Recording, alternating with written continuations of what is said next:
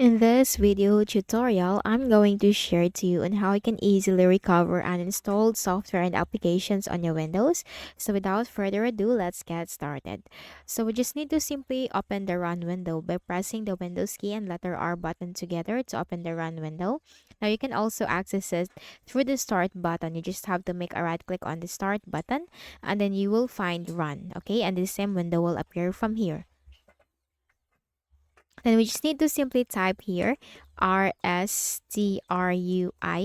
Again, it's RSTRUI, just what you can see or the same thing as what you can see on the screen. Then you just have to simply click on OK. And the system restore window will appear. So you have here recommended restore. Select this option to undo the most recent update, driver, or software installation if you think it is causing problems. You also have here choose a different restore point. Okay, you can click on next and then choose the latest one from here. But you can also go with with the recommended restore of your Windows. So you just have to click on recommended restore and click on next.